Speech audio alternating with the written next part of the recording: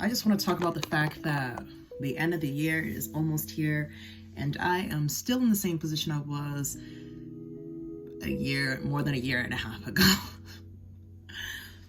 I just want to do a little rant about my job. I'm very thankful to have a full-time job in the industry that I do. I have amazing coworkers. They're awesome. And sometimes there's exciting events in my office. And I'm not even forced to go to work every single day. I have the opportunity to work from home, and it's optional. It hasn't changed, even though they told us, oh, okay, we might make it mandatory to come in 2 to 3 days.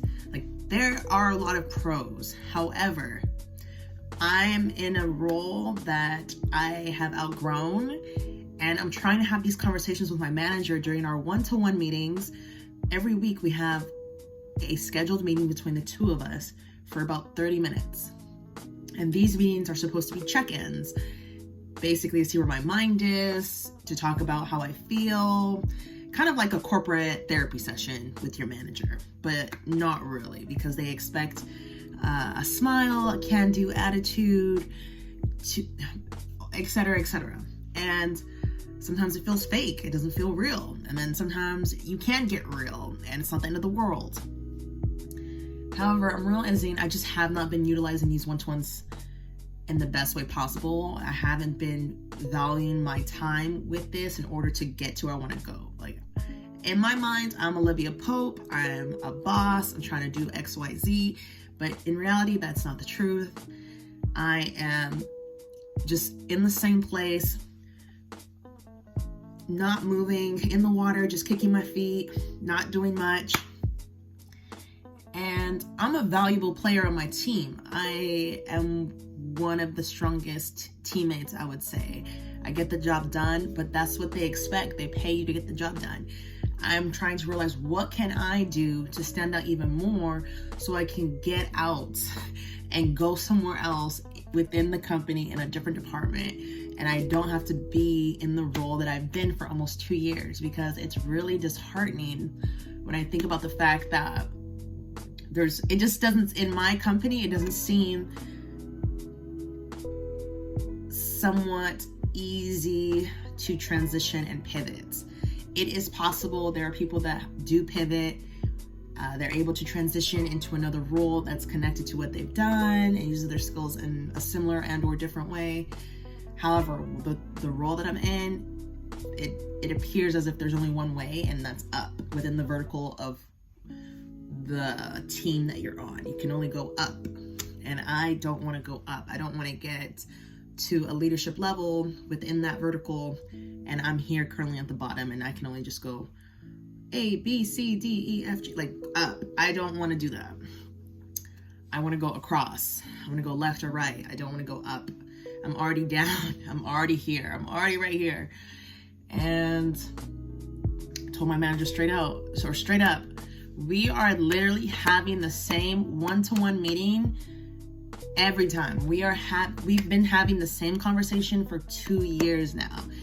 And he always takes it back to the fact that I haven't made this PDP, which is a personal development plan. It's basically like a structured brainstorming document that helps assess where you are, where you want to be, and how you want to get there. What is the goal? Basically, it's just a document where you can break down your goals and share with your manager, this is what I'm trying to accomplish, and can you help me? Let's figure out how we can use where I'm at and the projects I'm already working on to acquire more responsibility, and then able to use that to showcase the business need that I can be transferred to another department.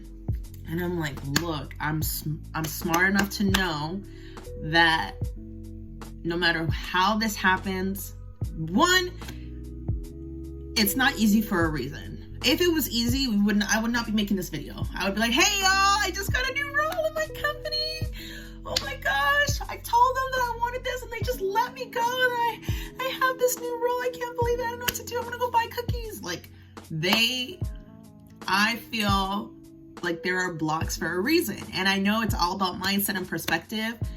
And I know no matter what role I do next after this role that I do not like, I'm going to be better for it, because I was able to kind of acquire the skills like critical thinking, being able to make big decisions in a short amount of time. There's just a lot of things. Being able to be flexible and work cross-functionally, work with a lot of different team members on different teams to get the job done, to get the answer. I'm very critical. My role is very critical to the success of smooth business operations. However, it feels like it's not valued. The skill set that I have is not valuable in any other way than what I'm doing. I recently learned that there are certain roles that are making an easy 6 figures, and I'm trying to boost my salary as soon as possible. With this recession that we're in, the onset of this recession, prices going up. I just bought cookies at the grocery store, and I bought 2 packs of cookies, and it cost almost 11 something, almost $12. One was $4.99 and one was $5.99, not including tax. And I'm just like, these 2 packs of cookies should be $3 each. This should be half the price of what I'm paying right now. The price is going up. The work is going up. Everything is going up except the bank account, except the salary, except the budget to pay workers what they deserve. And I know every day that I choose to go to work, I'm choosing my situation. I'm choosing to comply with it. But I don't accept this. I do not like where I'm at in my life. And there's a lot of areas of my life where I'm like this right now. And I just saw a video, this Black woman, she was celebrating her 27th birthday, and she's with a group of Black people just celebrating on a rooftop. And I was like, this is so beautiful. And in my mind, I'm just like, where I'm at in my life right now, I have to give thanks for the good that I do have. You know, I have this stable job, I have health insurance, I have benefits, I have amazing coworkers, I get to live a unique life in New York City. However, there are a lot of things that I just don't have, like that in my head would be nice at this stage of my life. You know, an active social life. I would really like that. A close group of knit friends that are my own.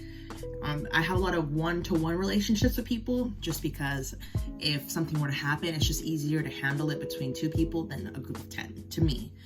And, you know, I want more connection with Black people. I want like to have a really close group of Black girlfriends, kind of like the show Girlfriends.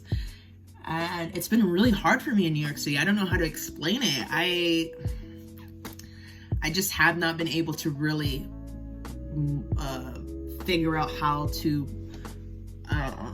get that type of friendship that I want. And with these last 2 months of the year approaching, I'm just kind of like, okay. And then even just dating, yeah, it would be nice. Like, I'm fine being alone. I've been fine for a long time. However, it is nice talking to someone. It's nice hitting someone up and being like, do you want to do something today? I liked my coworker, but he's kind of young, like 6 years younger than me. And he is just acting clueless. Or maybe he's not. If he liked me, he would make it known. And I just feel like the timing is so bad. I'm just like, why is this happening right now? Why is this happening? Why is this happening? And I wouldn't want anything honestly serious with him until after one of us leaves. I hope it's me first before I engage in some type of relationship with him, if it were to happen. But he doesn't even like me like that. I'm definitely like just a friend. So, and I'm just thinking about, you know, relationships, my health, romantic relationships, platonic relationships, my bank account, my relationship with money. I want to learn how to cook. I'm so frustrated with myself that I'm learning how to cook in my late 20s. And that's not to say that like I had bad parenting or anything. I was taking really good care of. Like I didn't have to worry about food. But now as an adult and realizing, oh, I have to actually put in the work to learn. I have to have the patience to learn. I'm learning this.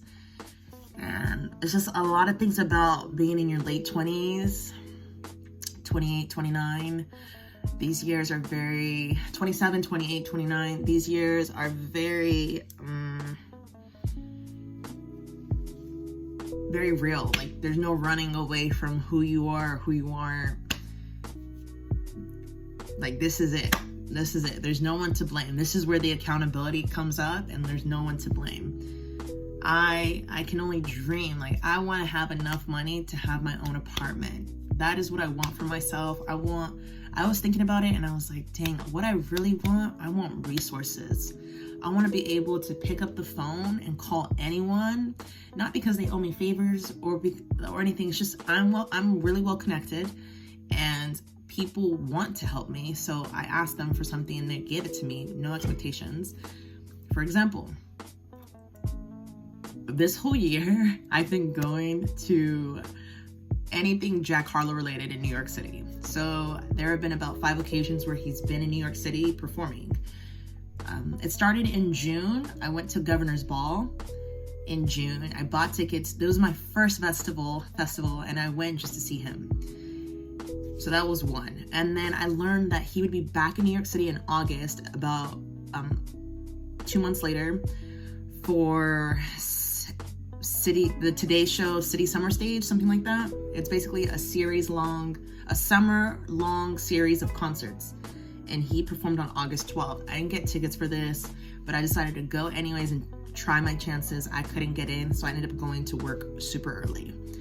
So that was the second time, and I did not get in.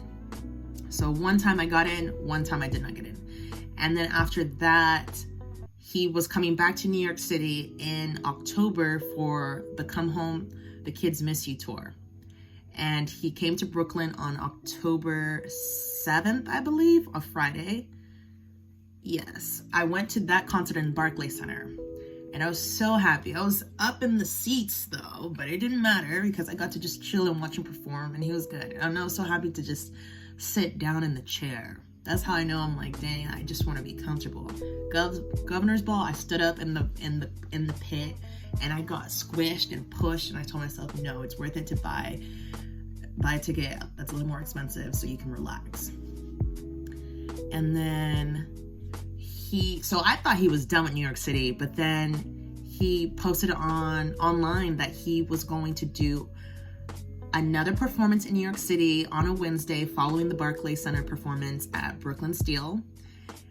And it was in partnership with American Express. So American Express, the credit card, put this on for their credit card members. And so it wasn't really an easy event, I think, to get tickets to. I didn't go to that one. So I've been to 2 out of 4 so far, right? And then now, after that, he just finished up his tour, the Come Home, The Kids Miss You tour in Atlanta, I believe. And after that, he posts that he's going to be doing double duty on SNL. He's hosting and he's performing. So now he's coming back to New York City on October 29th. And I don't have tickets to that. So,